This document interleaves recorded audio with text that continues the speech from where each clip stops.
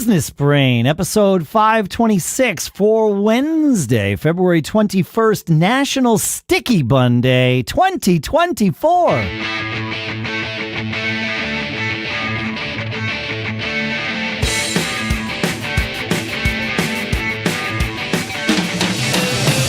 Greetings, folks, and welcome to Business Brain, the show where we take an idea or six, we dissect it, we analyze it, we use it so that we can each individually and collectively tune our business brains every single time we get together. Our sponsors for this episode include GoSquaredAway.com/contact. Squared Away empowers these highly educated military spouses to become your trusted remote executive assistants. I love this idea. It's brilliant. We'll talk more about it in a little bit. And now, here, 2 days later for the release, but recording on the 9th anniversary of the inaugural release of Business Brain here in Durham, New Hampshire, I'm Dave Hamilton. And here in California, I'm Shannon Jean. Happy anniversary, Dave. Happy 9th anniversary. Yeah. Yeah. It's super weird. This show and Gig Gab both released their first episodes on the same day. That's pretty wild. Yeah. I agree. Yeah. So we're 526 episodes in, 525. 525. Yeah. Assuming the recording's working, we're 526. Yes, Yep. That's right. And, we started the show, it was called DBA, Doing Business As. Right. Later, we changed it to the Small Business Podcast. Small Business Show. Show? It wasn't podcast? Okay. No, it was Small Business Show. Small Business Show. Yep. And then eventually changed it to Business Brain as we kind of tried to expand this concept. Yep. And it's been an amazing 9 years. When I tell people that we've had a podcast that's been published for 9 years, and somebody recently told me like 99% of podcasts don't make it past the first year, maybe the past. Oh, not even past 10 episodes. Yeah. Like that's, yeah. Most shows. So I feel pretty happy. I love doing this show. I've learned a ton. We've written a couple of books, the mistakes book, what was it? The hiring book? Was it the partnership book? Partnership. That's right. And so, it's great. I still love doing it. It's one of the funnest and most, educational parts of my week every week. Like anything, like anything that you do regularly, it forces me to focus on this, right? That which is monitored is managed. And I really believe that doing this show has, it helped me with all of my businesses and everything. It's great. And it's expanded my network tremendously. The people that I've met, that I've been able to help with some projects and some things, or just advise, and then also folks that have helped me.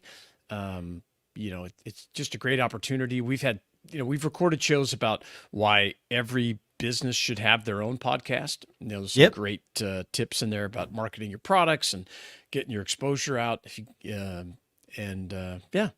been great. I still enjoy doing it. I love the fact that even after, 8.5 years, we switched things up, kind of got rid of agendas, didn't do interviews so often. Although the last two we've done have been terrific. I think that's a great different. That's a good detour. Yeah, it's a good detour. But, I think we went a year without doing an interview, which was, I think that's right. Yeah. It was interesting. And then we split the show in half and did half on Wednesday. We recorded them at the same time, but then split it up, two different topics on Wednesdays and on Fridays, and our engagement's been up, and it's going. Yeah, you folks seem to like it better. In fact, we have a backlog of emails from you that we do need to dig into as well. So terrific. Yep. Yeah, if you want to flood that feedback at businessbrain.show, and I'll jump in there and help. Thank you, folks. It really, it's a pleasure being able to do this show, and it means a lot that we've been able to do it for 9 years. That yes, sure, we can, pat ourselves on the back and say, oh, we're bullheaded persistence, blah, blah, blah. It's true, whatever. But I don't. Like, I thank all of you for, like, continuing to listen and engage and all of those things. That's what keeps us doing the show. Absolutely. So. And, this mantra that I've had for years and years, it's this, how can I help? And I try to teach my kids that, the four most important words. And, we would love to help you, reach out to us, the podcast on, whatever platform, feedback@businessbrain.show if you want to email, and let's keep working together to build our business brain. Absolutely. Yeah. No, it's feedback@businessbrain.show. And if you're wondering what to write us, you could say happy anniversary, but you could also give us your answer to how can we help? All right, folks. You ever feel like your to-do list is a hydra? Chop off one task and two more sprout in its place. Take me, for example. Coordinating recording schedules for the podcast is like trying to nail jelly to a wall sometimes. Tricky and messy. And don't get me started on research. It's a time-gobbling monster. Oh, and meetings? Without somebody there to take notes, I might as well be talking to my plants. They're great listeners, but not so hot on the follow-up. Enter the cavalry, a.k.a. our sponsor, Squared Away. These folks are on a noble quest to empower military spouses by turning them into your go-to remote executive assistants. It's like having your own business superhero, cape and all. Imagine having a sidekick who's not just reacting to fires, but is proactive, like a business-savvy fortune teller. Squared Away assistants are ready to leap tall buildings, or at least daunting to-do lists, in a single bound. And because they operate in all U.S. time zones and are as much a part of your team as anyone else, you're not just getting help, you're expanding your business family. So why wrestle with your schedule when you can have a Squared Away assistant do the heavy lifting? Don't wait. Contact Squared Away today to find out how they can help your business thrive. Just go to gosquaredaway.com/contact. That's gosquaredaway.com/contact. Here's to making your business life a breeze, and our thanks to Squared Away for sponsoring this episode.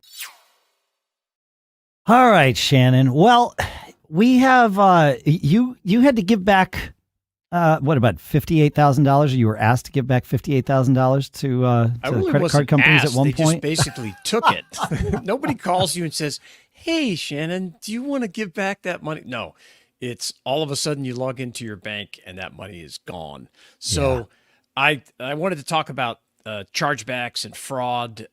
Last year I looked up this statistic. Last year in 2023, small business owners got defrauded, $1.8 billion in chargebacks, stolen credit cards, all that kind of stuff. So I'd love to share my experience, try to help you not have to go through it, and also get your feedback on how we could have avoided it. So tell me, I don't know that I've heard this story from you before. Yeah, so what happened? Yeah, this was, a number of years ago. Normally, I wouldn't take a credit card for $58,000. I just wouldn't do it. It'd be like, hey, look, you got to do a wire transfer, that kind of thing. But I've done it too. Like, a corporate client or whatever. Yeah. I want the money in house. I do too. So that was my first mistake. Willing to pay the 3%, like all of those things. Yep. Yeah. And this was a trusted customer. Somebody that purchased like over $1 million worth of product from me. And wanted to pay card, and I said, okay. He's like, yeah, I got to, kind of balance out. I said, all right, I'll do it. And I'm pretty sure he even paid the fees. So I was like, all right. Okay. Yeah. And so this guy, we did the charge, we shipped the product, and I think maybe about 3 weeks later, maybe even 4 weeks later, I got an email, and the subject was, Shannon, I can't pay for these laptops.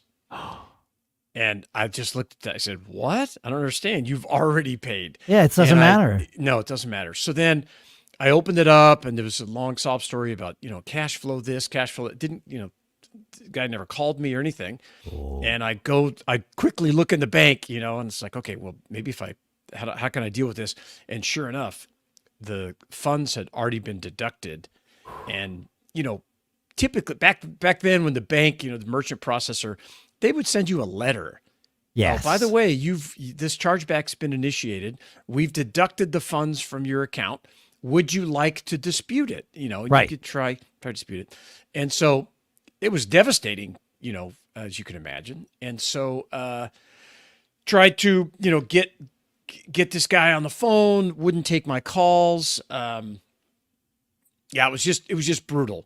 And he basically said, "Hey, I'm in trouble." He kept emailing me back. I can't make this payment. My cash flows and this, and so I've had to do the chargeback. And so I call the bank, call the merchant processor.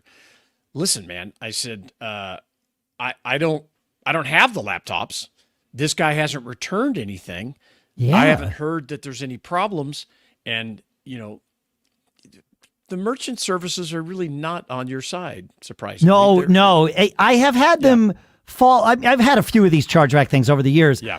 I've had, some of those go my way, but most of the time, even if I feel like you in this scenario, you were 100, you didn't do anything wrong. There was correct. And there was no return if you have post-purchase blues clause in there, right? No. Yeah. So that's what I want to try to figure out too. Is I had some ideas in this post to how we could have avoided it. Did you wind up getting the money or the laptops back? Kind of. Okay. So after this guy told the merchant processor, "Hey, the laptops are defective." Okay. I said, "Great. I'll send a truck. We'll come pick them up like today." He says, "Oh, I can't do that because they're with my customer." So not only did he need my money, but he needed his customer's money too. Oh. Yeah. So that's where I really raised a stink. And I said, "This guy doesn't even have the product. Oh, I'm going to get it back." So all of it was this kind of gambit to bide his time. Yeah. While his cash flow he was floating, he was using you and others to float his cash flow. The crazy thing, if he'd have called me and asked me to borrow $58,000, I probably just would have let him borrow it. I mean, if he was that good of a customer, sure. He was a great customer, and I knew him. I'd been out to his place and all this kind of stuff, but he didn't go that way. But there's a lesson right there. Like, we always talk about how, networking is important. It's one of the reasons we go to like conferences and those sorts of things. This guy had already won that game. Like he had already networked with you to the point where you would have helped him in some way if he had only asked for help. Should have. We just said it before. How can we help you? How can I help you? We actually mean it when we throw that question out there. Absolutely. Because if he would have called me after the purchase or whatever, I could have worked with him and said, "Okay, I tell you what, how much do you need?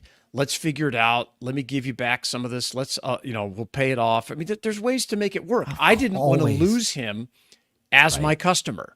Right. And he, I know, did not want to lose me as a supplier, which that's what happened. We couldn't continue the relationship.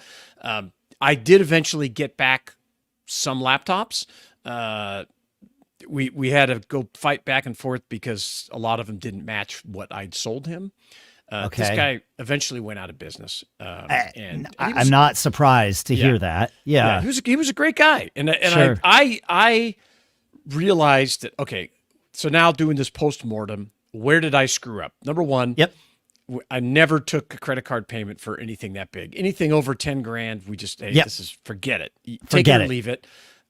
Number two, I think I put up in here. So I created this form that I required them to sign in anything, even like 10 grand. And it was so punitive. It caused a lot of friction. Yes. Right? And the purpose of it wasn't really even to get them to sign it and initial everything. The purpose was to get them to just send a wire transfer. Right. It's like, okay, if you have to use a credit card, you have to go through this, 5-page form, initial everything, sign here over and over and over, and agree that this is, and even though I don't know whether I could have enforced it, it worked pretty well. It got, most people said, "We can't sign this thing." And I said, "Okay, send me a wire transfer." That's okay. Just send me a wire transfer. Yeah, just send me a wire. Right. And, I've had a lot of responses on this post that, people had created funnels on the website with check boxes that you must agree to this. And, this and a lot of that can be used for the purpose you did to create friction. But the other way that can work is if you essentially make the person agree that they are responsible for this, 5 times before they actually charge the card. In their head, they have committed to you, right? This isn't just, here's my credit card and I might just pull it later. It's fine. This is now, wait a minute. I've put my word on the line 5 times. Like people generally, I mean, there's sociopaths out there and whatever, but generally people will not walk back on their word. That's right. As easily as they would just if there was no personal guarantee, that they had made. And I don't think it's something you can. This is like a business to business solution, not to consumers, because they're never going to do that. No, if you go. This is B2B. That's fair. B2B. Yeah, and so, it's just and we recovered. We dealt with it and moved on. And didn't dwell on it, but we did change procedures. And ultimately it was my fault. I wanted the cash quick. I wanted to make the sale. I don't recall if it was the end of the month, the end of the quarter or whatever, but I get those dollar signs in my head and I start thinking, man, a $58,000 sale right now is going to put us over the top. And I'm sure of it, even though this was, a number of years ago. Oh yeah. I'm sure I was the driving force behind taking the credit card. But you can't, I mean, there are going to be those moments where that driving force creates a scenario that you would prefer to have avoided. Yes. But that driving force is also what kept you in business after this happened to you, right? It's a balance. Yeah. It's a balance. You take it and you're like, okay, I got ahead of myself on that one. But it is good to postmortem it and say, okay, what would I do differently? And in this scenario, you realized, okay, well, I would probably create this friction. You know darn well that this sale, that wasn't a sale in the end, would not have happened if you forced this guy to do a wire transfer. Correct. Yeah, he didn't have the money. No. Clearly. Right. Yeah. Right. Yeah. Right. Yeah. It's true. And so, it's just, you got to be super careful now. Yeah. Fraud is crazy. I'm reading about like some of this AI phishing voice things coming up, and you just got to be diligent. We've been burned back in the day. We used to do COD shipments, and we've been burned with. Oh, get this! They were real traveler's checks, but because they were stolen, we got they sucked the money out of our account. And I had never. I mean, I wasn't even in the realm that how this would work. It wasn't that they were fake traveler's checks, is that they were stolen from like an American Express office or something. And they said, oh, they're not real. They were stolen. And that was a tough one. We eventually got FedEx to reimburse us because I was going to say, because they're the ones that collected the payment. The transaction and they paid it and all this kind of stuff. And so, but I would love to hear what you've done with your business to combat fraud. How do you deal with this stuff? What did I do wrong? Tell me, help us learn more. And so we don't get scammed out of the cash that we work so hard to make. So hard. It's brutal. Well, I'm sorry. Thank you for sharing that story. I'd never heard that one before. That's an unfortunate one, but there's always lessons. There is. We call our mistakes our tuition, and now maybe you begin to understand why. Expensive. Thanks for hanging out with us, folks. Like he said, feedback@businessbrain.show. Make sure you check out our sponsor, gosquaredaway.com/contact. But please do send us that email, feedback@businessbrain.show. Keep living that charmed life. We'll see you on Friday.